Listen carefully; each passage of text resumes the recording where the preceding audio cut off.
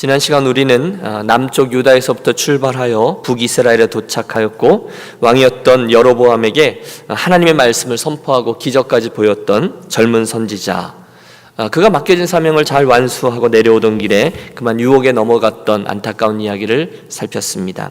그 본문이었던 지난 장이죠. 열왕기상 13장에는 여러 개의 실패 이야기들이 나옵니다. 우선은 북이스라엘의 왕 여로보암의 실패, 우상 숭배 때문이죠. 두 번째는 베델의 늙은 선지자는 시기심 때문에 실패하였던 것 우리가 보고요. 마지막으로 남쪽 유다에서 올라왔던 젊은 선지자는 영적인 긴장감을 놓쳐서 실패하였다. 그리고 그 과정 중에서 우리는 어제의 말씀이 중요한 게 아니라 오늘 현재형의 말씀이 중요하다, 이런 영적인 배움을 얻었습니다. 하나님의 말씀은 언제나 현재형이어야만 하죠. 오늘은 열왕기상의 말씀 10번째 시간인데요, 이 14장으로 넘어와서 북이스라엘의 악한 왕이었던 여로보암 가문과 남유다의 미련한 왕이었던 르호보암 가문이 어떻게 종말을 고하고 또 그 가운데 어떻게 명맥을 유지하고 있는지가 기록되어져 있습니다. 불행하게도 북왕국과 남왕국의 미련한 왕들은 모두 다 하나님의 징계인 채찍질을 경험하였고, 그럼에도 불구하고 끝끝내 회개할 줄 모르던 비극적인 인생을 살았습니다. 이 아침에도 본문에 등장하는 여러 개의 사건들을 살피면서 그때의 그 이야기들이 오늘 저와 여러분에게 무슨 의미가 있는지 찾으며 은혜를 나누겠습니다. 우선은 북왕국의 왕이었던 이 여로보암 이야기부터 시작하죠. 아주 희한한 이야기로 시작되고 있습니다. 오늘 1절과 2절의 말씀을 보세요. 그때의 여로보암의 아들 아비야가 병든지라 여로보암이 자기 아내에게 이르되 청컨대 일어나 변장하여 사람으로 그대가 여로보암의 아내임을 알지 못하게 하고 실로로 가라. 거기 선지자 아히야가 있나니 저는 이전에 내가 이 백성의 왕이 될 것을 내게 말한 사람이니라. 여로보암 왕의 왕자였던 아비야가 병이 들었습니다. 여러 의원들이 왔다 갔다 했고 또 여러 가지 약을 썼지만 병세는 점점 더 악화됩니다. 마지막 방법이죠. 하나님의 사람에게 가서 좀 묻자. 내 사랑하는 아들이 죽을 것인지 아니면 살 것인지를 좀 물어보라. 그러나 마음속에 찔림은 있었죠. 지금까지 여호와 하나님께로 나아가지 않았던 악행이 있었으므로 아내를 대신 보내지만 변장까지 시켜서 보냅니다. 아내는 남편이 말한 대로 실로의 아히야 선지자에게 몰래 나아가죠. 여러분, 그 아히야 선지자는요, 오래전에 이 여로보암 왕이 공사판의 십장이었을 때, 평민이었을 때 들에서 마주쳐서 그에게 하나님의 메시지를 전달했던 사람입니다. 그 사건이 열왕기상 11장에 기록되어져 있는데, 갑자기 그가 자기의 옷을 맞고 서서 이제 자기 옷을 12조각으로 찢습니다. 여러분 이해가 되시죠?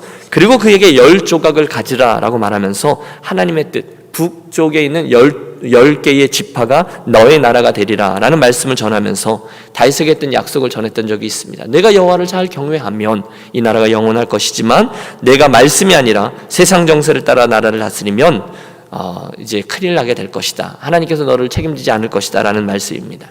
우리는 압니다. 여로보암은 왕이 되자마자 곧 세계 정세에 따라서 남쪽 예루살렘으로 백성들이 내려가지 못하도록 금송아지를 만들어 이곳저곳에 세우고 산당들을 세우고 아무나 제사장을 세우고 비스무리한 절기까지 만들어 북이스라엘 백성들을 그렇게 지키게 했습니다. 처지가 딱하죠. 여호와의 선지자에게 가서 물어는 봐야 되겠는데 자기가 행한 일은 있고, 그러니까 아내를 변장시켜 보낸 것입니다. 하지만 여러분, 아무리 사람들이 애를 써도 신분을 섬겨도 여호와의 눈을 피할 수는 없죠. 오늘 우리가 쭉 읽었는데요, 아내가 각종 뇌물들을 가지고 떡과 과자와 꿀을 가지고 나이가 먹어서 다 늙은 선지자에게 나아갑니다. 눈은 아예 보이지 않는다고 말했습니다. 누가 누군지 알 수 없어요. 하지만 6절을 보십시오. 그가 문으로 들어올 때에 아히야가 그 발소리를 듣고 말하되 여로보암의 아내여 들어오라. 네가 어찌하여 다른 사람인지 아느냐. 내가 명령을 받아 흉한 일을 내게 전하리니. 여러분, 영화의 한 장면과 같지 않습니까? 눈이 전혀 보이지 않는 늙은 선지자. 하지만 하나님의 눈을 속일 수는 없죠. 설마 하고 그 집에 다가서는데 발소리만 듣고도 이 늙은 선지자가 그녀를 알아봅니다. 여로보암의 아내여 들어오라. 얼마나 무서웠을까요? 얼마나 두려웠을까요? 이어지는 말씀을 보면 아히야 선지자는 여로보암의 처에게 가감없이 심판을 전합니다. 가서 여로보암에게 말하라. 이스라엘 하나님 여호와의 말씀이 내가 너를 백성 중에서 들어 내 백성 이스라엘의 주권자가 되게 하고 나라를 다윗의 집에서 찢어내어 내게 주었거늘. 하지만 그가 어떻게 행합니까? 너는 내게 정직하게 행치 아니하고 너의 이전 사람보다 더 악을 행하고 다른 신을 만들고 우상을 섬기고 그래서 내 노를 격발하고 나를 노엽게 하고 나를 내 등 뒤에 버렸도다. 여러분, 누가 누구를 버린 겁니까? 여로보암이 여호와 하나님을 버린 것입니다. 그래서 하나님의 심판이 주어집니다. 10절, 그러므로 내가 여로보암의 집에 재앙을 내려 여로보암에 속한 사내는 이스라엘 가운데 매인자나 노인자나 다 끊어버리되 거름더미를 쓸어버림같이 여호와의 집을 맑게 쓸어버릴지라. 여러분, 여호와 하나님의 이 무시무시한 진노 앞에 누가 설 수 있습니까? 누가 대꾸할 수 있습니까? 여로보암의 처가 이 모든 심판의 메시지를 온몸으로 들은 거예요. 얼마나 충격이 컸을까요? 가라. 선제의 명령에 그녀가 아무 대꾸도 하지 못하고 돌아가고 17절 그녀가 집에 돌아왔을 때 바로 그 순간에 앓던 아이가 세상을 떠나고 맙니다. 명백한 하나님의 심판입니다.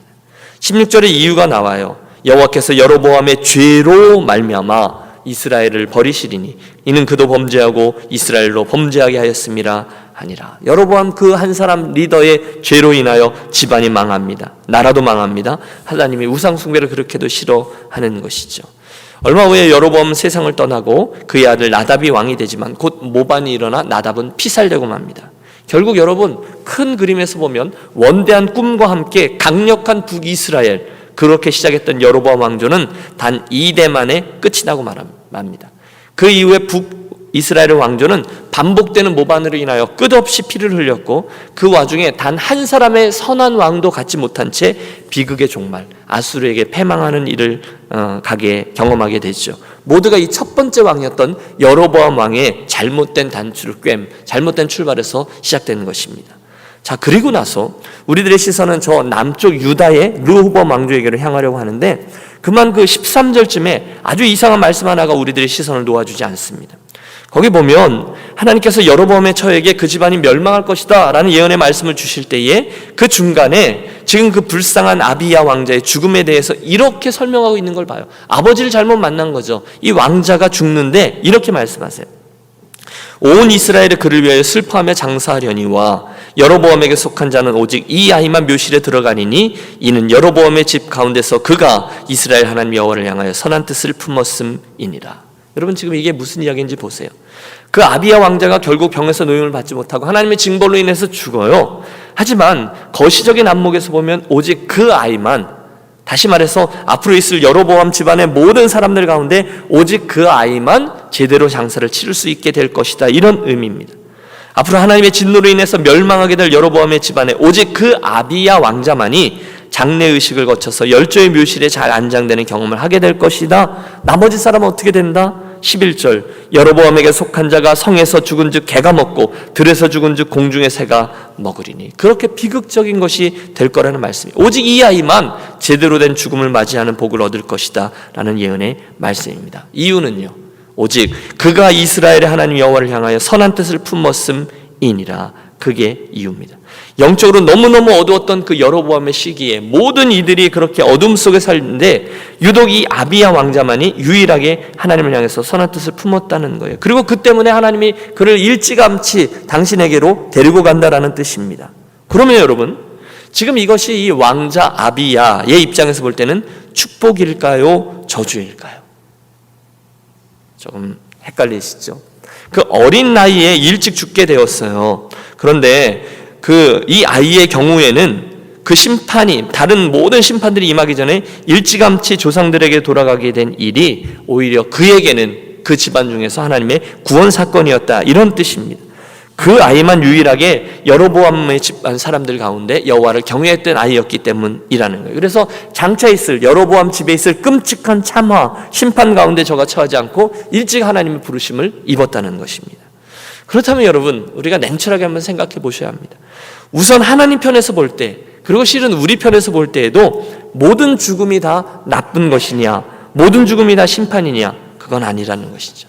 제가 하나님의 편에서 그 집안에서 유일하게 당신의 마음에 합했던 아이를 일찌감치 데리고 가신 거죠.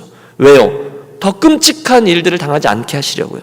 그래서 성경은 그것을 하나님의 은혜요 축복이라고 해석합니다. 그렇다면 모든 것이 다 설명이 되지 아니하는 저와 여러분의 인생에 있어도 실은 나의 죽음까지도 때로는 하나님이 주신 은혜일 수가 있다는 것을 우리가 인정해야만 할 것입니다. 그리고 그때서야만 우리는 성도의 죽음은 귀한 것이다 라고 말씀하시는 하나님의 말씀을 이해할 수 있게 됩니다. 아침부터 무슨 얘기야 생각하실 텐데요. 여러분, 저와 여러분이 종종 장례를 치릅니다. 참 슬픕니다. 그러나 그 가운데 우리가 잊지 말아야 될 것은 우리들의 생명을 내시고 취하시는 하나님 앞에서 성도의 죽음은 너무너무 귀한, 인생의 한 스테이지라는 것입니다. 끝이 아니라는 거예요. 비극이 아니라는 거예요. 새로운 영역에서 새로운 출발입니다. 따라서 우리는 장래 때마다 그 한 분의 고귀한 인생으로 인하여 하나님께 영광을 돌리며 다시 아버지의 품으로 품어주시는 그 일에 대해서 감사하는 마음을 지녀야만 할 것입니다. 또 있습니다. 저는 그 여로보암의 시대 말입니다. 그 악한 시대에 살아가고 있던 한 어린 왕자가 그래도 여호와 하나님을 향해서 선한 뜻을 품었다라는 말씀을 보면서 남은 자 사상을 다시금 떠올립니다. 여러분, 성경에 나오는 이 남은 자 사상을 기억하시죠? 그루터기 이야기. 상수리 나무가 배임을 받아도 그래서 모든 것이 다 망하게 되고 이 세상에 있는 모든 사람들이 여호와 하나님을 경외하지 않고 어둠 속에 살아간다 할지라도 그 가운데 늘 뜻을 굽히지 아니하고 여호와 하나님을 경외하며 믿음을 지키는 남은 자들은 꼭 있었다는 것입니다. 얼마나 큰 감격인지 몰라요. 엘리야가 외쳤죠. 하나님의 사람들은 다 죽었습니다. 나만 남았습니다. 그러나 하나님은 미소 짓고 계셨습니다. 엘리야야, 모르는 소리 하지 마라. 다 그런 것 같지만 내가 이 어둠 속에서도 바알에게 무릎을 꿇지 않는 자 7천인을 남겨두었단다. 여러분, 그날 이 아비야 왕자를 보면서 저는 여로보암 집안에 있는 남은 자다라는 생각을 갖습니다. 오늘날 21세기에 그런 남은 자, 그런 정결한 성도로 살아가는 복, 저와 여러분의 것이 되시기를 축복합니다. 세상 많은 사람들이 야, 너는 뭘 그렇게 특별하게 행동해? 빈정대더라도 지난 시간의 말씀처럼 나도 너와 같은 선지자라. 우리가 남미가 나도 당신처럼 예수 믿는 사람이 원래 다 그런 거야. 우리를 꿰는 그런 사탄의 계가가 있더라도 여러분, 끝까지 금송아지가 아니라 하나님을 섬기며 나아가는 저와 여러분이 되시기를 다시 한번 권합니다. 기억하십시오.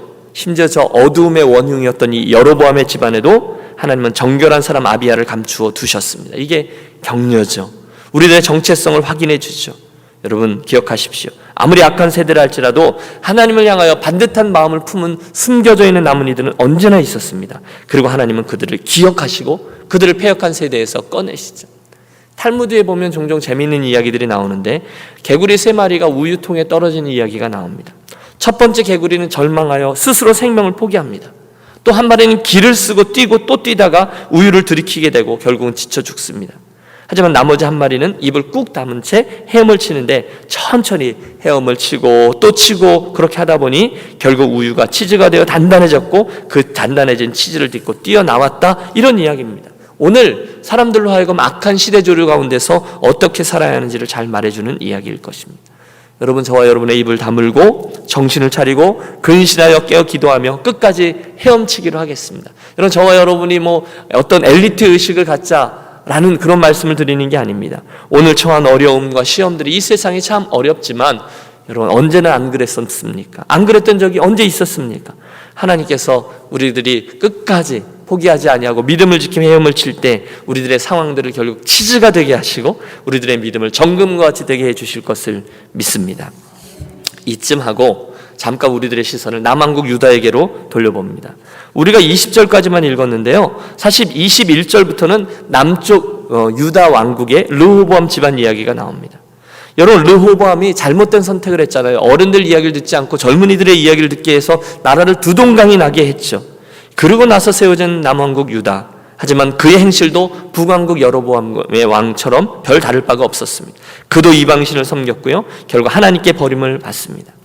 여러분, 우리가 앞선 시간에 살폈습니다. 이스라엘이 남북으로 나뉜 것은 실은 르호보암의 실수도 있지만 더 결정적인 이유는 그의 아버지 솔로몬 때문이었다고 했어요. 특별히 솔로몬 왕이 정략 결혼을 했고요, 1000명에 이르는 아내들과 함께 살아갔던 방탕한 행실이 결국은 이스라엘의 운명을 기울게끔 만듭니다. 특별히 성경 기자는 이 르호보암의 어리석음에 근본적인 뿌리가 있다라고 얘기하는데 그것은 바로 그의 어머니가 이방 신상을 가지고 와서 섬겼던 이방 여인이었다라는 점 때문이었습니다.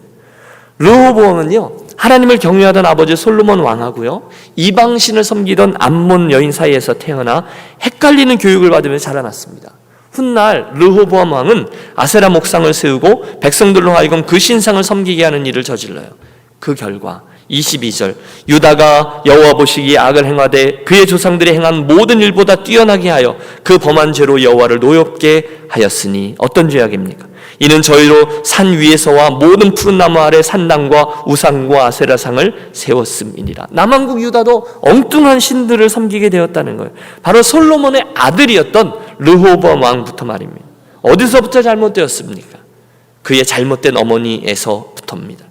여러분, 사실 한 세대에 영적인 획을 그었던 많은 하나님의 사람들은 대부분 어머님에 의해서 만들어졌다라고 말씀드려도 과언이 아닙니다. 모세의 어머니 요게벳을 기억하시죠? 모세가요, 그냥 모세가 나오지 않았습니다. 용감했던 어머니, 바로보다 하나님 앞에서의 인생을 선택했던 용감한 여인 요게벳에서 모세가 나옵니다. 하나님의 사람 사무엘이 어디서 나옵니까? 기도의 어머니, 그리고 서원을 지켜낸 어머니 한나에서부터 나옵니다. 영국에 피 없는 영적 혁명을 이끌었다는 요한 웨슬리, 너무도 훌륭한 수산나 웨슬리라는 어머니에게서, 또 현대 선교의 거장인 허드슨 테일러 또한 그의 어머니의 간절한 기도로 인하여 출발을 합니다. 그런데 이 우상을 섬긴 왕 르호보암은 어디서 시작합니까? 암몬 우상을 가지고 이스라엘에게 나왔던 나아마였습니다. 틀림없죠. 르호보암을 키울 때 그녀는 저로 하여금 아세라를 섬기게끔 했을 겁니다. 오늘날 어머니 된, 오늘날 할머니가 된 저와 여러분에게 시사하는 바가 큽니다. 우리 가운데 어머니도 계시고 할머님도 계십니다. 여러분의 자녀들과 함께 그분의 이야기를 나누고 함께 간증하고 하나님 이야기를 계속해서 나눔으로 그 어린이들로 하여금, 그 손주들로 하여금 하나님을 더 보게 하고 의식하게 하고 더 체험하게 되는 복된 어머니들이 되시기를 축복합니다. 그날 르호보암은 그러지 못했습니다. 그의 아내도 그러지 못했습니다. 결국 그의 어리석은 선택과 행동은 오늘 우리가 마지막으로 살피려고 하는 놋방패 이야기에서 아주 절정에 이릅니다. 오늘 25절을 보시겠습니까? 본문은 우리가 읽진 않았지만 뒤 25절을 보시면 르호보암 왕 제5년에 애굽 왕 시삭이 올라와서 예루살렘을 치고 여호와의 성전의 보물과 왕궁의 보물을 모두 빼앗고 솔로몬이 만든 금방패를 다 빼앗은지라. 여러분 보세요. 르호보암이 솔로몬을 이어서 왕이 된 지 5년 만에 남쪽에 있는 최고 강대국인 애굽이 쳐들어오는 거예요. 그리고 그의 아버지였던 솔로몬 영광의 상징물, 금으로 만들어 놓았던 금 방패들과 왕궁의 보물들, 성전의 보물들까지 모두 가지고 가버렸다는 거예요. 여러분, 그러면 그때 이 르호보암이요, 이건 하나님의 징벌이구나, 이건 내가 정신 차려야지, 이렇게 생각을 해야 맞아요. 그게 하나님이 품으신 의도였어요. 그런데 이 우둔한 왕이 어떻게 반응합니까? 저가 겸비한 심정으로 회개를 하거나 그렇게 하기보다는 엉뚱한 짓을 합니다. 여러분, 금 방패들을 다 빼앗겼어요. 그러자 그가 그 아쉬움을 달래기 위해서 놋으로 방패들을 만들었다는 거예요. 여러분, 이해가 되십니까? 하나님이 이게 지혜롭지 못하다는 거예요. 여러분, 사실 아버지 솔로몬이 금방패를 만들었어요. 그거 자체가 문제가 있죠. 하지만 그 금방패들은 보나마나 국가적인 큰 행사가 있을 때, 나라의 기념일 같은 때 이스라엘의 영광을 자랑하기 위해서 만든 어떤 의전용 방패가 아니었을까 생각합니다. 금방패 가지고 전쟁은 못하잖아요. 그런데 그런 금방패들을 애굽 왕에게 빼앗겼다는 것은 이제 솔로몬 시대의 영광이 다 사라졌다라는 것을 의미했습니다. 그러면 정신을 차려야죠. 다시금 하나님께로 나아가서 다시금 하나님의 사인 앞에 가슴을 치며 통회해야죠. 그런데 그는 그 일을 하지 않아요. 대신에 놋으로 방패를 만들어요. 그 금방패를 잃은 아쉬움을 놋 방패로 다시금 채우려고 했다는 거예요. 그런데 여러분, 상식적으로 생각해 보세요. 금 방패를 잃어버렸어요. 그런데 놋 방패를 만들어 놓는다고 그것이 채워집니까?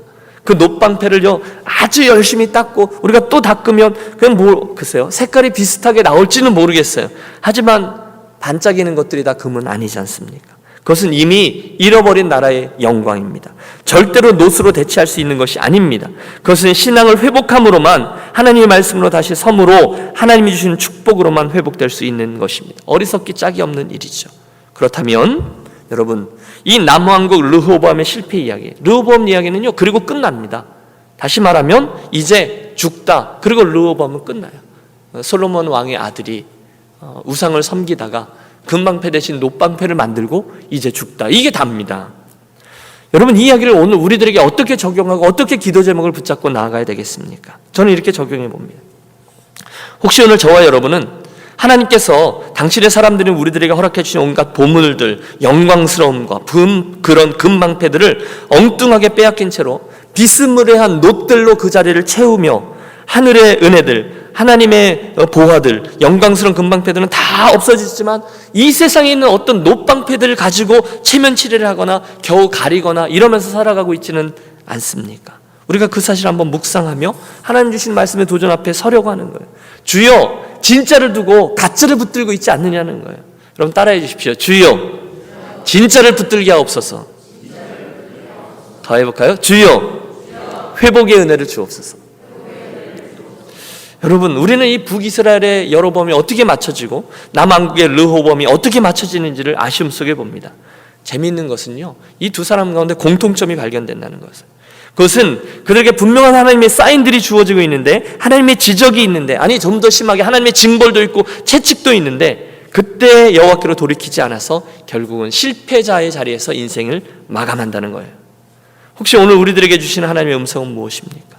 오늘 하나님께서 저와 여러분 인생의 주의를 돌리고자 하시는, 나 여기 있다, 나를 보렴 라고 말씀하시는 사인은 어떤 것이 있습니까? 혹시 그것이 하나님께서 우리들에게 선제를 보내어 주시는 일은 아닙니까? 혹시 하나님께서 우리들에게 금방패를 거두어 가시는 일은 아닙니까? 혹시 이런 어려움들을 통해서 우리들의 시선을 당신께로 돌리려고 하시는 일은 아닙니까? 그렇다면 여러분, 그때 하나님이 우리들에게 원하시는 건 단 하나, 우리들이 그곳에 서서 여호와 하나님 향해서 우리들의 시선을 되돌이키는 일임을 기억하기 원합니다. 지난 주일의 말씀과도 연관되죠.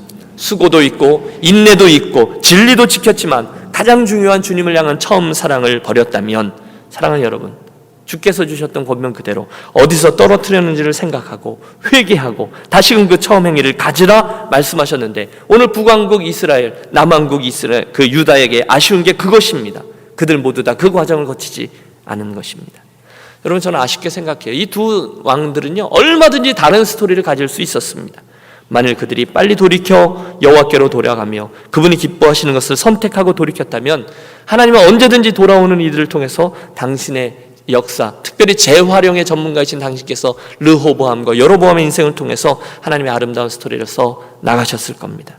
결론입니다. 하지만 그때 우리가 여로보암처럼 또 르호보암처럼 끝까지 미련함으로 패역한 길을 가며 나는 원래 이렇게 가, 나는 원래 이렇게 했어, 그렇다면 우리는 많은 상처와 함께 한숨 가운데 인생의 마침표를 찍는 르호보암과 여로보암이 될 것입니다. 바라기는 이 아침에 북왕국 여로보암, 남왕국 르호보암의 이야기 속에서 하나님의 음성과 또 손길을 보고 듣고 깨닫고 회개하고 돌이켜 하나님 기뻐하신 인생길 가는 지혜로운 유니온들이 되시기를, 유니온 가족들이 되시기를 주의 이름으로 축복합니다.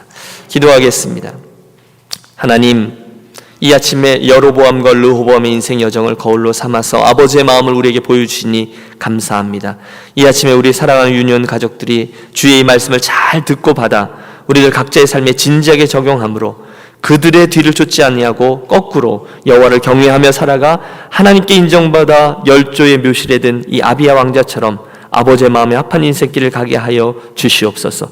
이 아침 우리들이 올려드리는 기도를 인도하여 주셔서 주의 마음에 합한 것 올려드리게 하시고 지난 기도 응답을 체험함으로 우리들의 인생을 통해서 선이 굵은 그리스도인의 걸음을 걷게 하여 주옵소서. 귀하신 주 예수 그리스도의 이름으로 기도하옵나이다.